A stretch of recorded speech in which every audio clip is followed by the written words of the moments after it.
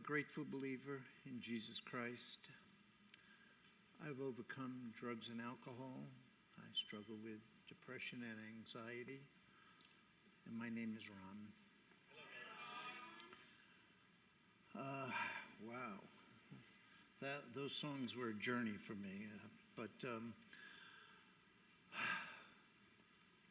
Peter, do we have the PowerPoints going? If not, but let me start. First of all, I want to welcome the newcomers here. And I really,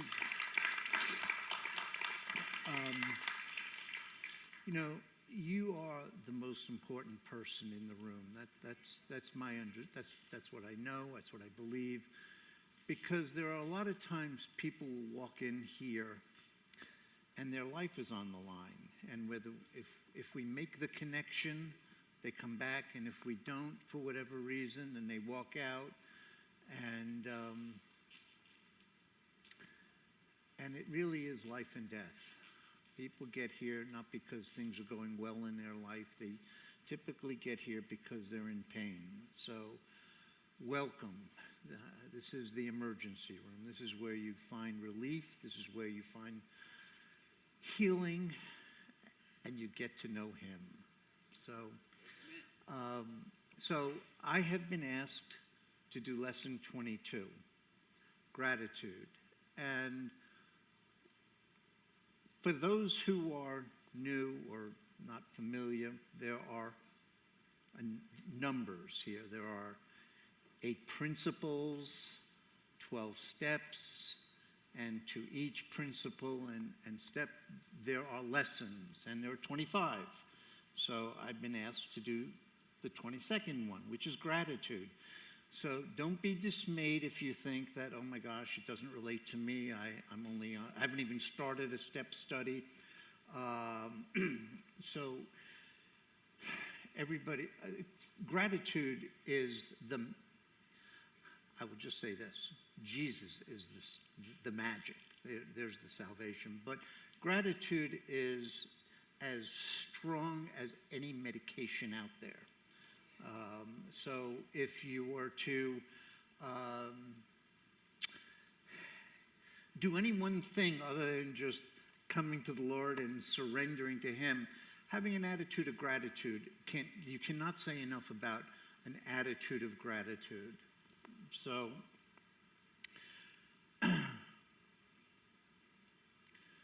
principle 7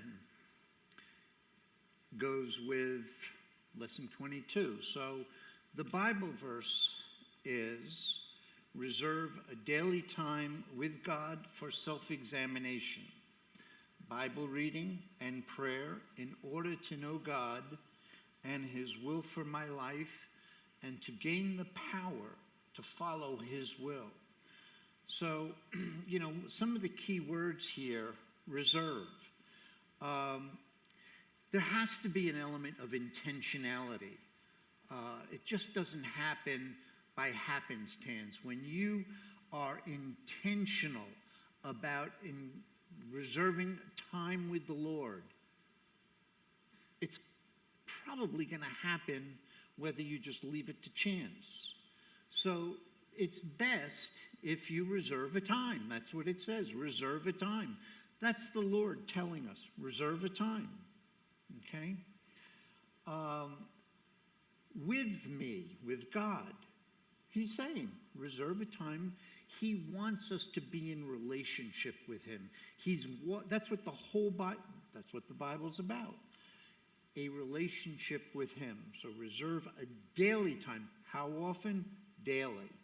And when we speak about daily, don't think that it has to be, okay, when I get up in the morning, I'll devote 5 minutes, 2 minutes, 20 minutes, an hour.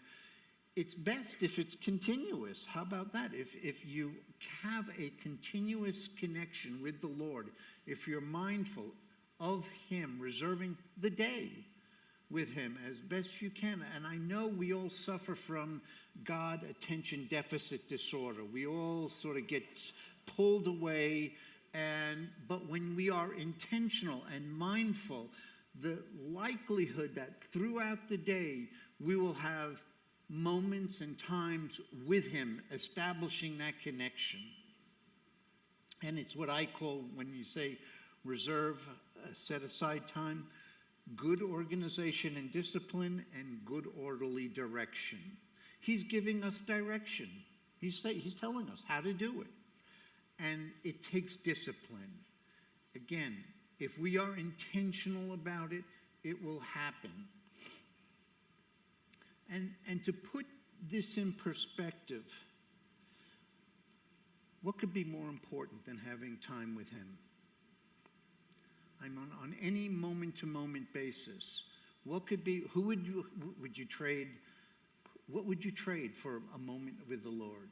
What would you trade? Because that's what happens for most of us throughout the day. We trade that connection. We trade our relationship. We sell it out. And I know that those are the temptations of life that we all have. So when we reserve a time, we get to know him. Who could be more important? So we sought through prayer and meditation, step 11. We sought through prayer and meditation to improve our conscious contact with God, praying for knowledge of his will for us and the power to carry that out. So again, we sought. And I give you a little footnote on the word we. The step starts with we. The 12 steps were created from that group of people who founded Alcoholics Anonymous. And then there were other 12-step programs that followed. The 12 steps in Alcoholics Anonymous was like the Bible. It is, in the world of Alcoholics Anonymous, it is the Bible. And when Narcotics Anonymous came along, those kind of geeks who want to know, they made some changes. The obvious changes were not just the addition, the modification or amendment of alcohol. They added the word we before each step. And it was a great oversight that was made by Alcoholics Anonymous, because the first word of the first step, which is the only time you will see the word we admitted we were powerless. Narcotics Anonymous, if you will, realized that it's an important enough addition to add we to every step. And we were not meant to be alone. So it is a we program. We are better together. The Lord created us to be in relation with him and with each other. So we sought through prayer and meditation to improve our conscious contact with God.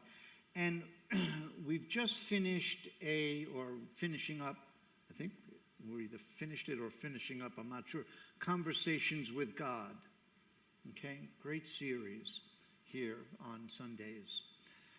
And really, when we think, sometimes people make prayer and meditation a little too complicated. All it is reserving us time with God, just talking with him. Prayer is speaking with him, and meditation is listening to him.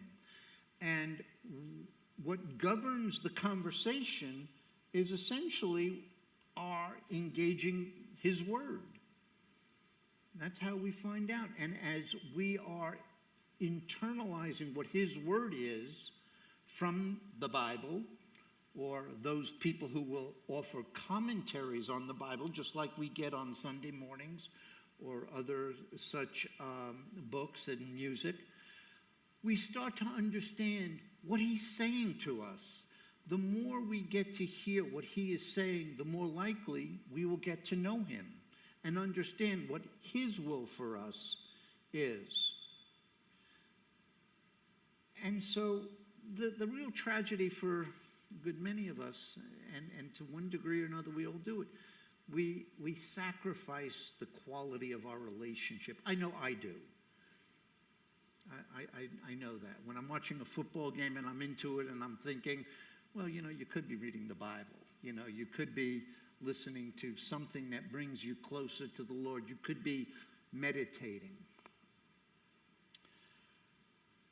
So, the Bible verse that goes with lesson 22, okay? And these are the elements, what I consider the elements of lesson 22. Every lesson, there's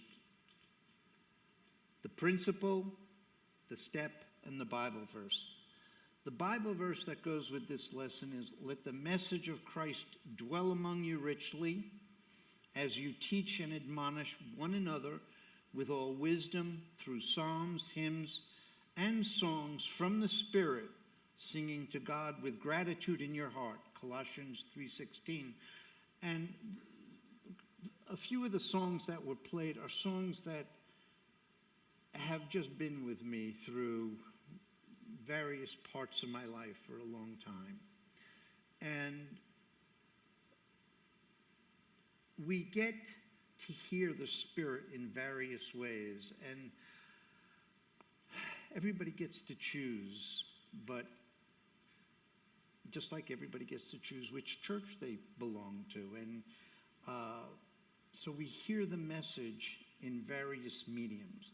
And sometimes what happens is we go too far astray from the literal interpretation of the word. But I'm happy to say that, at any rate, what is the message of Christ? You can't get the great commandment. That is the message of Christ. There are many other messages, but that is the core. Love the Lord your God with all your heart, with all your soul, and with all your mind. This is the first and greatest commandment, and the second is like it. Love your neighbor as yourself. All the law and the prophets hang on these two commandments. Matthew 22:36-40. Now, I'm sure many of you have heard this, read it many, many times, but the challenge is to live it. And, when you take your own internal inventory and you say, well, am I really loving the Lord, my God, with all my heart, with all my soul, and with all my mind? That's when quiet time comes in, when we can get real honest with ourselves. And I know that Pastor Bob spoke about not just praying with God or communing with God, but he said, where do we do it and what's the circumstance? I like to think, and he mentioned that when we are free from distraction, when we go into a room and as best we can, we've eliminated the distraction so that really is a connection between him and ourselves. Rather than just leaving it to chance and the noise of the world interfering with our connection, our attachment to the Lord. And the other part of the message is the Great Commission. All authority in heaven and on earth has been given to me. Therefore, go and make disciples of all nations, baptizing them in the name of the Father and the Son and the Holy Spirit, and teaching them to obey everything I have commanded. And surely I am with you always to the very end of the age. And again, these are the basics. This is the foundation, the Great Commandment and the Great Commission. And we get to basically play it out. How are we fulfilling that commandment and that commission? He's telling us, he's giving us guidance. And when there's good orderly direction, we take his direction. When we have good organization and discipline, we are more likely to execute successfully his commandment and his commission. I know that it doesn't happen by chance. So the other part of the lesson is be thankful to God. And do not be anxious. The Bible verse here is, do not be anxious about anything, but in every situation, by prayer and petition with thanksgiving, present your requests to God. He's our Father. He wants to hear from us. He's okay with us giving him our wish list. Doesn't mean that we're going to have the wishes granted. It could be a yes, a no, or a maybe, or not yet. And I've come to understand that. And with that comes patience. Let us give thanks to the Lord for his unfailing love and wonderful deeds for mankind. Psalms 107:15. I am personally grateful for the love I felt from the Lord. At a time that love was an empty vacuum, a vacuum in my heart. And I could only think that suicide was the only option. I was very fortunate that I stumbled into a church. There was no service going on, and St. Patrick's in New York City. And it became a ritual for me to just sit in the pew and look up at the cross when I had no knowledge of Jesus Christ. I just nothing. But transfixed at the figure, and this is about 50 years ago, I felt a peace. I started to feel a love in my heart that I never felt. As I came to understand his forgiveness of the various things that I was embarrassed and ashamed of, I felt a release of weight that I had been carrying around. And as I started to understand what his sacrifice, what he did to redeem me, to pay the price, how could you not feel gratitude?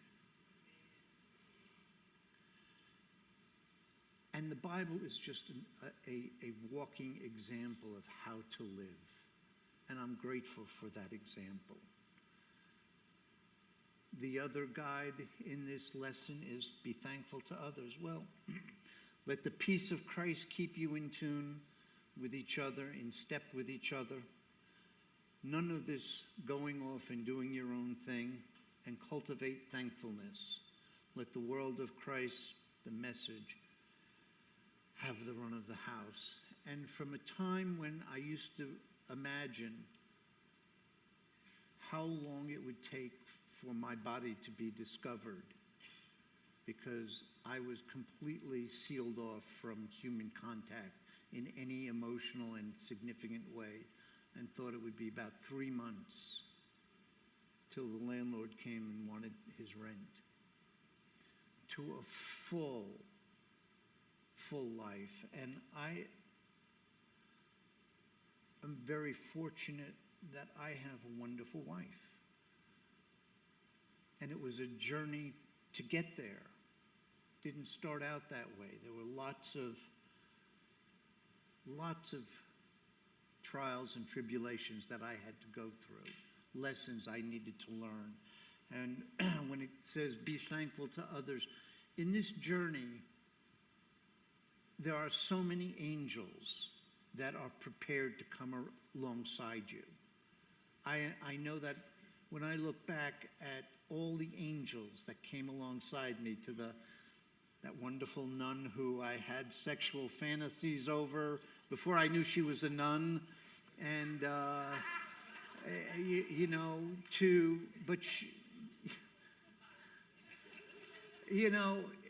there were people that kept me alive. Angels kept me alive. God had a purpose for me, and he has a purpose for you. And I know that one of the traditions Robin and I have every Christmas is to watch, I think it's A Wonderful Life, where Jimmy Stewart wanted to commit suicide, and it was played out what the world would have missed had he succeeded in suicide. And I've lived long enough and sober enough and walking with the Lord to look back and say, oh my gosh, my walk has not been in vain. So for any of you who may be contemplating the end, there is hope. There is hope.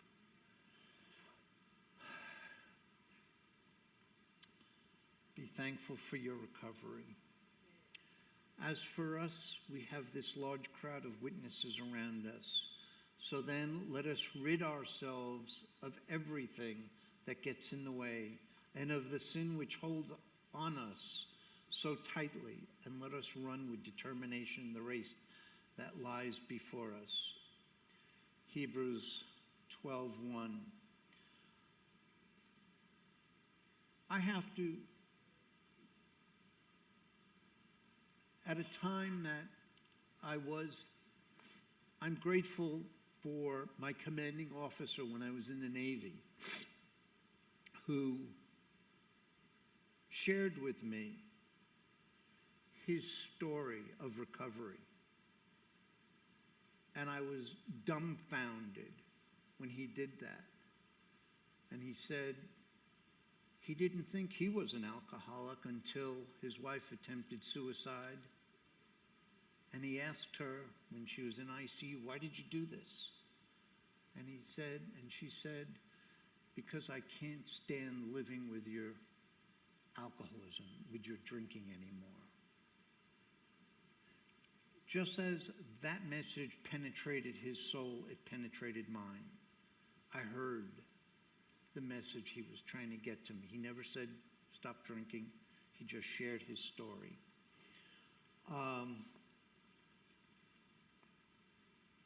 The program of Alcoholics Anonymous led me to Jesus Christ. I was led before.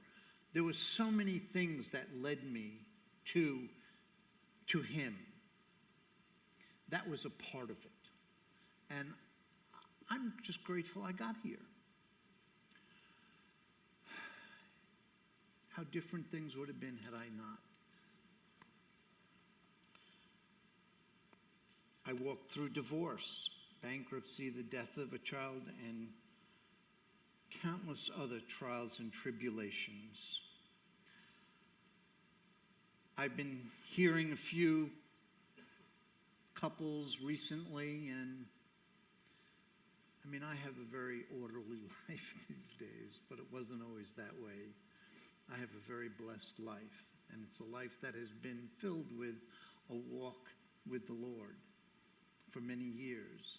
But I hear others who are where I used to be, and I just pray that they don't give up, that they understand that the Lord has a plan for them, that there is hope.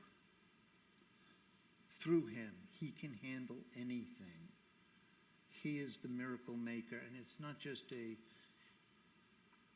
if he can raise the dead, he can salvage a broken marriage. He's the miracle worker.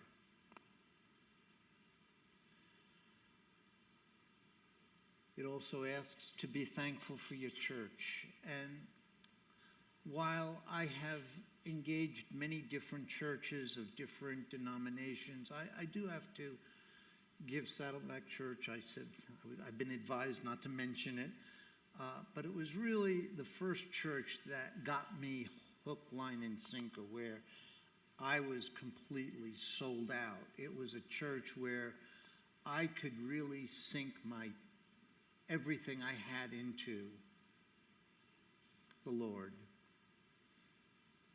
And it doesn't mean that it worked. That's what worked for me, and I was there for many years, and I'm grateful for that. I'm grateful for this church. This is a great church. I'm grateful for the fact that it is an all-nations church. It is a disciple-making church. It values relations. I'm grateful that we have a CyLife recovery program that has come alongside Celebrate Recovery.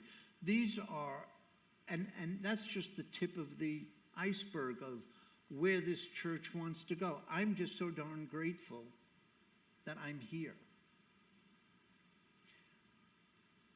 I'm grateful for my disciple maker, Rod, and all the many wonderful people that I have met here.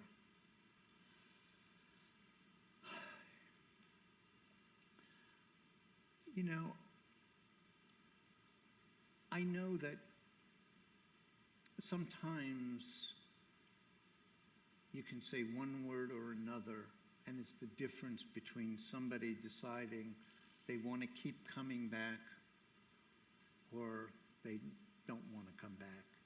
And that could be the difference between life and death. But keep coming back.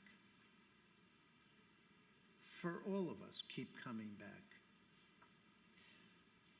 So the seventh step prayer is as follows. Dear God, help me set aside all the hassles and noise of the world to focus and listen just to you for the next few minutes. Help me get to know you better. Help me to understand your plan, your purpose for my life. Father, help me live within today, seeking your will and living this day as you would have me. It is my prayer to have others see me as yours. Not just in my words, but more importantly, in my actions.